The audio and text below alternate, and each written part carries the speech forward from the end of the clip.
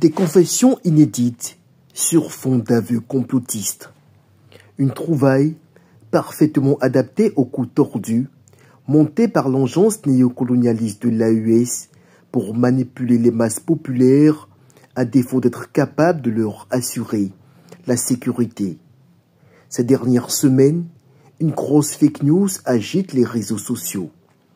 Un garde-corps d'Ibrahim Traoré aurait été approché pour éliminer le sous-préfet en chef de Vladimir Poutine en Afrique.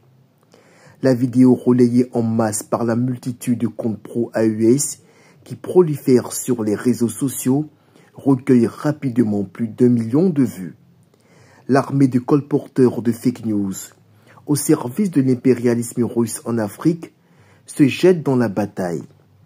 Comme toutes les informations fabriquées dans les laboratoires de la propagande russe africaine, celle-là aussi est reprise triomphalement, histoire de faire croire à la populace que le pantin d'Ibé mène un combat tellement héroïque que des puissances occidentales sont prêtes à suborner l'un de ses garde-corps les plus proches à hauteur de 5 millions de dollars, soit plus de 2800 milliards de francs CFA, adossé à des privilèges importants pour sa famille et lui en cas d'exil. Source de l'information, des pages Facebook reconnues pour leur propension à distiller les fake news les plus absurdes et abjectes.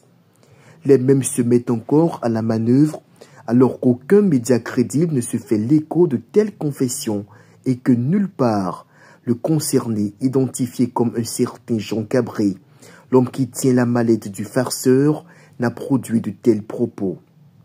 Mais face à l'incompétence criarde du valet de l'impérialisme russe, uniquement bon à faire le bouffon derrière son maître blanc de Moscou, les forces armées burkinabées malmenées par les groupes islamistes broient du noir sur le terrain.